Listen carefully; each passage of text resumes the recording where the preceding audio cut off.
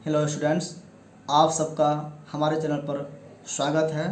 आज 5 जून यानी विश्व पर्यावरण दिवस है। विश्व पर्यावरण दिवस पूरे विश्व में मनाया जाता है और इसके लिए आप सोचेंगे कि वर्ल्ड इन्वायरमेंट डे क्या है। तो पर्यावरण से संबंधित होता है हमारे वायुमंडल का, हमारे स्थल मंडल का, हमारे जल मंडल का, यानी मिट्टी, पानी, वायु, इन तीनों से जुड़ा हुआ आप ये डे मनाते हैं। तो आखिर मनाने का क्या उद्देश्य है? तो ये तीनों हमारे लिए बहुत ही उपयोगी है जीवन के लिए। जन जीवन, चाहे वो एनिमल्स का हो, चाहे पेड़ पौधे का हो, चाहे मानव का हो, जीवन आवश्यक होने के लिए, जीवन जीने के लिए आपको इन तीनों की आवश्यकता ज़रूर होगी। तो ये ज़रूरत है हमको और हम इसके बदौलत ही इस धरती पर हैं। तो क्या हमारा ये तीनों चीज़ सुरक्षित है? नहीं, सुरक्षित इसलिए नहीं है क्योंकि हम मानव बहुत ही होशियार हो गए हैं और इसका दुरुपयोग करने लगे हैं, दोहन करने लगे हैं और ये बर्बादी की ओर बढ़ने लगा है, प्रदूषित होने लगा है। वायुमंडल हमारा प्रदूषण का शिकार हो गया, जलमंडल और स्थल मंडल सब जगह हमने अपना पांव पसारा, हर जगह हमने गंदगी फैलाया और किसी भी तरह से आप ये सोचिए कि मानव ही हर चीज़ के लिए जिम्मेदार है, मानव ही इसकी बर्बादी के लिए जिम्मेदार है। एक दिन ऐसा आएगा कि सब कुछ बर्बाद हो जाएगा, कुछ बचेगा नहीं, उपयोग करने लायक हमारे पास नहीं बचेगा। नेचर में, प्रकृति में जो वस्तुएं पहले से उपस्थित थी, मानव के लिए वो हूबहू वैसे ही उपयोगी था। आप देखेंगे कि पानी, लोग नदी में बहते हुए पानी को पी लेते थे और स्वस्थ रहते थे। जहाँ ज़मीन खोदा, कुआं की तरह से पानी निकला, पी लेते थे, कोई बीमारी नहीं, कुछ नहीं प्रॉब्लम था, मीठा का मीठा। आज कहीं भी आप देखेंगे तो नदी का पानी तो पीने लायक क्या, नहाने लायक नहीं बचा है। और आप ज़मीन के अंदर से भी निकालते हैं तो उस पानी में कुछ ये मिला रहता है, कुछ केमिकल्स कहाँ से आया? ये हमने ऊपर से जो डाला रासायनिक खाद के रूप में, वही उसमें घुल करके गया और आज पानी पीने लायक नहीं बचा है। हम आरओ मशीन फिल्टर करके पानी पी रहे हैं, पानी को भी हम प्रदूषित कर दिए। वायुमंडल जो है, जो हवा स्वच्छंद रूप से बहते रहता था, इसको भी हमने इतना गंदा कर दिया कि खुले नाक से जो हम सांस ले पाते थे, हमारे नेचर ने, हमारे ईश्वर ने जो इसमें फ़िल्टर बनाया है, इसी से हमारा काम हो जाता था। अब ऑक्सीजन तक ऊपर से लेना पड़ता है हमको, ऐसी भी परेशानी होने लगी है, मास्क पहनना पड़ रहा है। ये क्या कर दिया हमने? धरती है, धरती का दोहन इतना किया, इसकी खुदाई इतना कर दी कि खनिज लवण सारा कुछ निकाल दिया, पेट्रोलियम निकाल दिया, पानी निकाल दिया, जहाँ पर हरा भरा जंगल था सबको नष्ट विनष्ट कर दिया। हर जगह हमने पत्थर पत्थर बना दिया, घर बना दिया। अब मिट्टी भी प्रदूषित हो गई, इतने इसमें केमिकल्स बना करके सारे का सारे उपयोग खेत में करने लगे कि अब वो खेती के लायक नहीं बचने लगा। अब क्या करेगा? अब मानव जो है, इसके सहारे के लिए जो आधार है, ये 3 पिलर, ये तीनों पिलर अगर टूट जाए तो क्या बिल्डिंग रहेगा? नहीं रह पाएगा। तो इसका संरक्षण करना, कंजर्वेशन करना बहुत ही आवश्यक हो गया है। तो पर्यावरण का संरक्षण कैसे हो, इसके लिए विद्वानों ने, बुद्धिजीवियों ने जो सलाह दिया है, उस सलाह को मानना और इसी को याद दिलाने के लिए हर साल 5 जून को ये दिवस मनाया जाता है। ये दिवस मनाने का मतलब कि आप याद करिए, भूल गए तो कम से कम इस दिन तो याद कर लीजिए। याद तो सालों भर रहना चाहिए, इस दिन कम से कम ज़रूर करिए और पेड़ पौधे लगाइए। कुछ संकल्प करिए कि पर्यावरण को हम विनष्ट होने से बचाएंगे, हम पर्यावरण को और संशोधित करने में अपना योगदान देंगे, एक पेड़ जरूर लगाएंगे। अब जिसको जहाँ पर सुविधा हो आप करें, पानी बर्बाद नहीं करें। कई तरह के संकल्प हैं, ये करेंगे और साथ में हम नेचर से सीखेंगे कि नेचर का क्या गुण है और हमने क्या गुण अपनाया है। प्रकृति सिर्फ देना जानता है, लेना नहीं। दानी होता है, सबसे बड़ा दानी है, और हम सिर्फ लेने वाले हैं, भोगी हैं कि हमको और चाहिए और चाहिए। भाई, हमारे चाह का कोई अंत है क्या? कभी अंत नहीं होगा। आप कितनों भी आपको मिलेगा, आप कभी संतुष्ट नहीं हो सकेंगे। संतुष्टि धन से नहीं होता है, आत्मसंतुष्टि अगर आपको है तभी संतुष्टि हो सकेगा। संतोष ही परम धन है, ये नहीं तो कभी भी संतुष्टि नहीं होता, सेटिस्फेक्शन कभी भी नहीं होगा। आपको चाहे पूरा दुनिया का राज मिल जाए, आप संतुष्ट नहीं हो पाएंगे। तो इसी पर एक लेख है कि जो निरंतर देता है वह निर्बाध पाता है, हमेशा पाते रहता है। ये नेचर का नियम था। धरती बोली, वृक्षों, धरती हमारे मिट्टी जो है जिस पर पेड़ पौधे लगे रहते हैं, तो धरती माँ जिस पर हम खेलते कूदते हैं, लेटरिन पेशाब सब करते हैं, खाना भी माँ खिलाती है, उपजाती है हमारे लिए, सोने के लिए आश्रय भी देती है, इसी पर घर बनाते रहते हैं। धरती को हम लोग माँ मानते हैं। धरती बोलती है वृक्षों को, पेड़ों को, वृक्षों मैं तुम्हें खाद देती हूँ, पानी देती हूँ, रस देती हूँ, उससे अपने को तृप्त करो, पुष्ट करो, किसी को दो मत। हे पुत्रों, पेड़ों, वृक्षों, तुमको मैंने सब कुछ दिया, तुम खुद तृप्त हो जाओ, मजबूत हो जाओ, अब तुम किसी को मत दो। पर वृक्ष ने क्या कहा, माँ ऐसा मैं नहीं कर सकता, मुझे देने दो, जिस तरह से तुमने मुझे दिया है मैं भी किसी को देना चाहता हूँ माँ, मुझे मत रोको। वृक्ष भी देना सीखे। उसने क्या दिए, तो फूल दिए, फल दिए, पत्ते दिए, सब कुछ दिए उसने, दवा के रूप में, चाहे खाना के रूप में, चाहे हरियाली के रूप में, कई तरह के फल पुष्प उन्होंने दिए हमको खुश करने के लिए।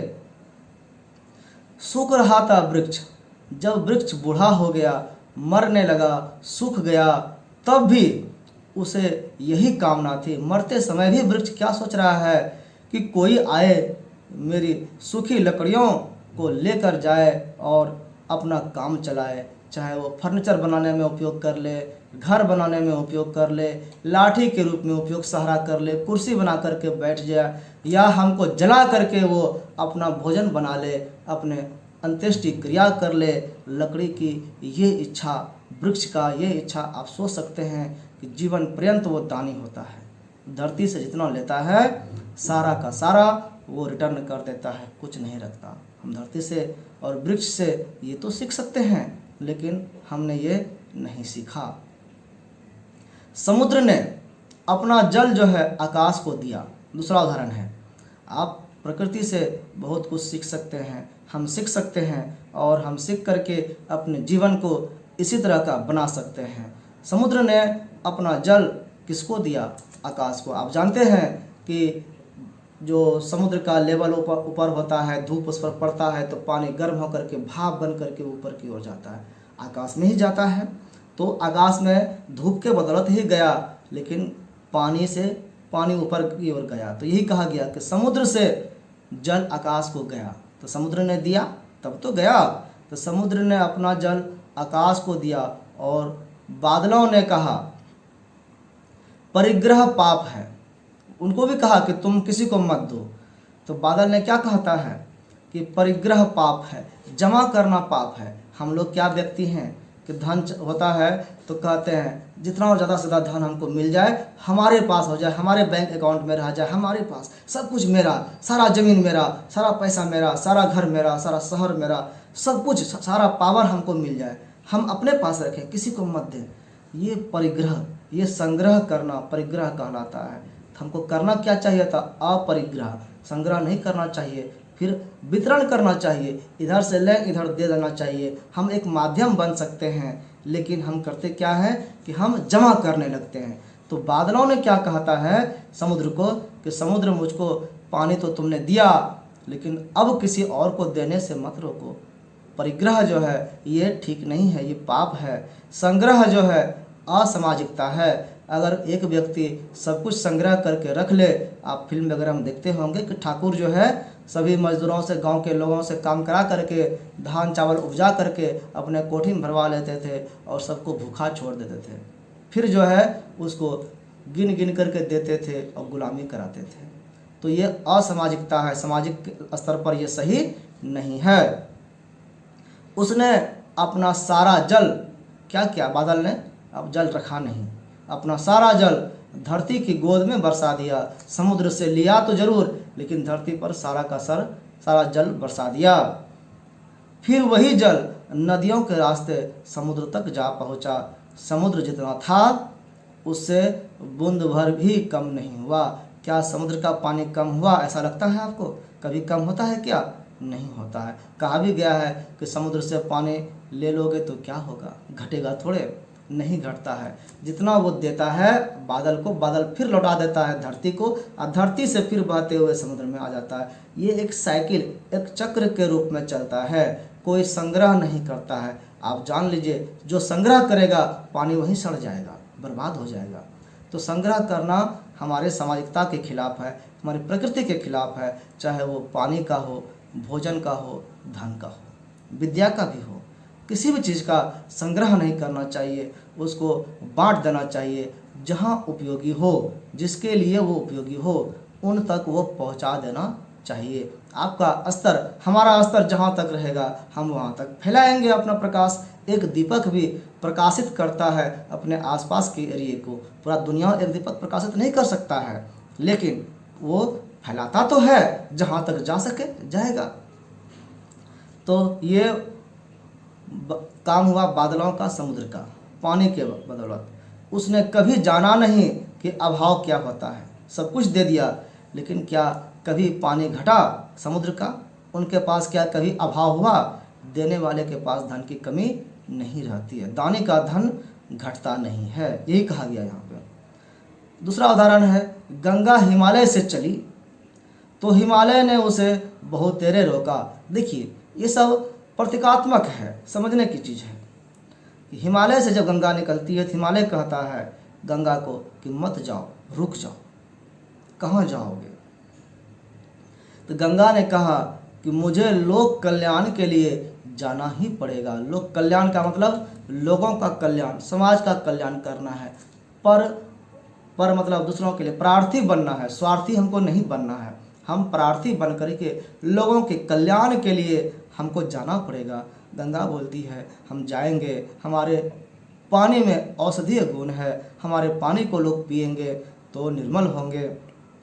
हम जिधर से जाएंगे उधर पटवन होगा, सिंचाई होगा, उधर खेत लहलाएंगे, उधर के लोगों का प्यास बुझेगा, खाना मिलेगा, हम दूसरे के काम आएंगे, जन कल्याण में हमारा उपयोग होगा। मैं हिमालय पर रुककर क्या करूँगी?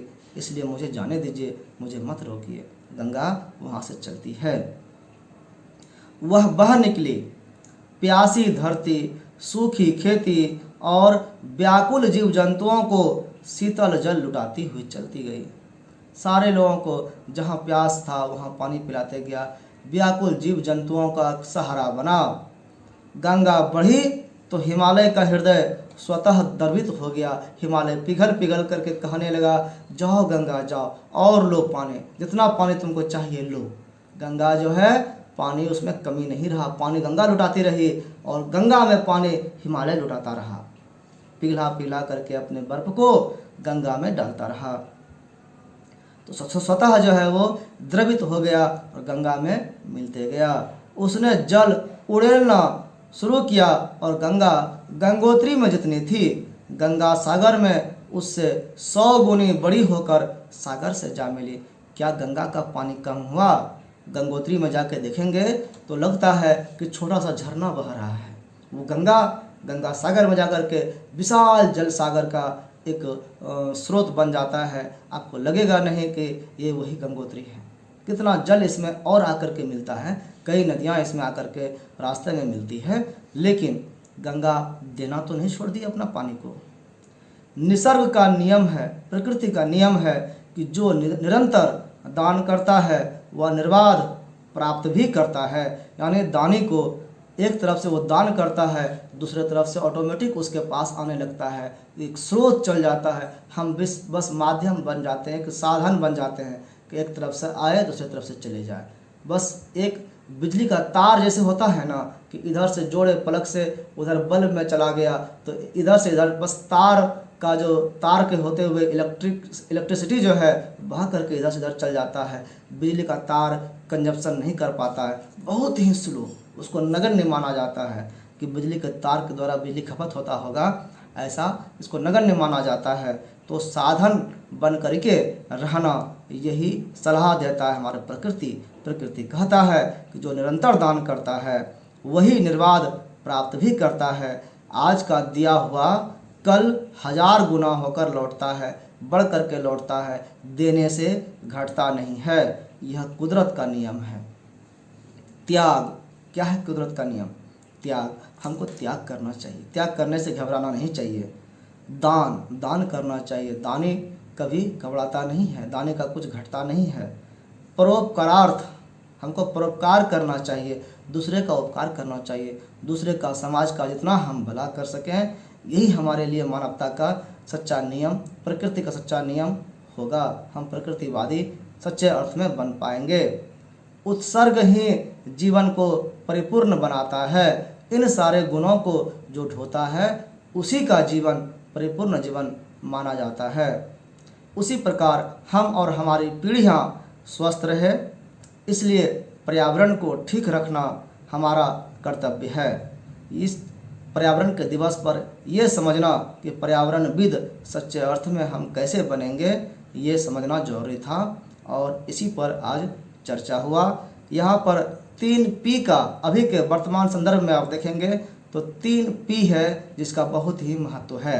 पर्यावरण के ध्यान में रखते हुए आप देखेंगे तो 3 P क्या है? तो पहला है पेड़, पेड़ का बचाव करना जरूरी है, पेड़ लगाना जरूरी है। और दूसरा है पानी का बचाव। हम पानी को बहुत हद तक बर्बाद करने लगे हैं, पानी का दुरुपयोग करते हैं, पीते कम बर्बाद ज़्यादा करते हैं।